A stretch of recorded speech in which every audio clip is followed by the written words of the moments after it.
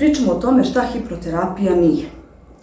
Hipnoterapija nije duboki trans, ja bacim magične čini na vas, vi se uspavate, ne znate šta radite. To nije hipnoterapija. Hipnoterapija nije način da vi budete potpuno nesvesni ili da se ne sjećate ničega da prespavate sesiju. Hipnoterapija nije način, niti tehnika koja će vas na bilo koji način ugroziti, izvrgnuti podsmehu ili ugroziti vaš kredibilitet, integritet, privatan, individualni i poslovni. Hipnoterapija nije moment u kom ću ja doći i magično ući u vaš um i vi nećete morati da učinite baš ništa u narednom periodu da bi se to ostvarili.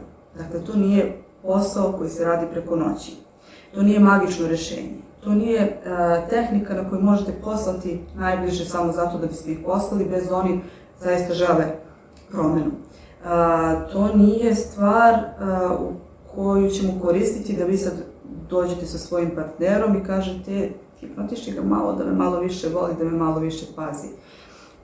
Hipnoterapija je samo jedan od brojnih načina, ali vrlo brz i efikasan način na koji možete da za relativno kratko vreme pomognete sebi da se rešite nekih loših navika, loših emocionalnih obrazaca koji vas ugrožavaju. Dakle, ja sam trener emocionalne pismenosti i verujte mi, emocije imaju svoju funkciju, kratkoročno, ali dugoročno ako ih potiskujemo, ako ih ne rešavamo, ako ne primamo poruke, ako ne reagujemo u skladu sa njima.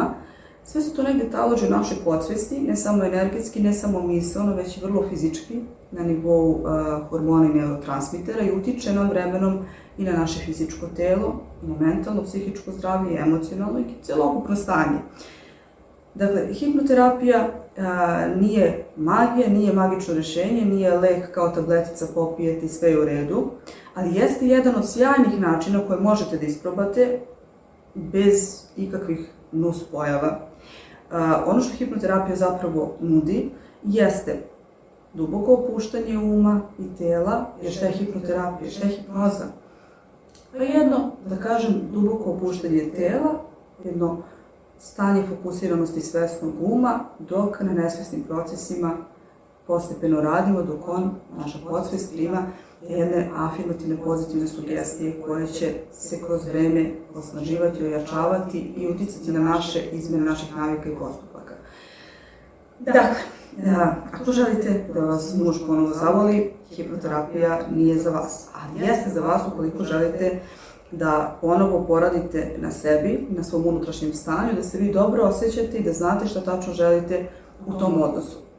Hipnoterapija nije namenjena tome da dovedete šefa na kaficu da razgovara sa mnom, ja ga hipnotišem, a on vam poveća platu. Dakle, ne bavimo se manipulacijama, tako. Ali može da pomogne vama da sebe posložite iznutra, da razumete bolje svoje prioritete, da krenete bolje da se odnosite prema poslu, da sličite radne navike, da učite više, da budete fokusiraniji i produktivniji. Može da pomogne deci, kad kažem deci mislim na stariji uzrast, plus 7 godina pa naviše. Možete vi pomoći svoje deci kroz hipnotičke sugestije, naravno, ali možemo im pomoći da bolje uče, da imaju bolji fokus, bolju pažnju, bolje radne navike, zato što mnogo toga potiče i naše čitavo funkcionisanje iz našeg podsvesnog dela bića, prosto iz nekih autoprograma kojih nismo svesni.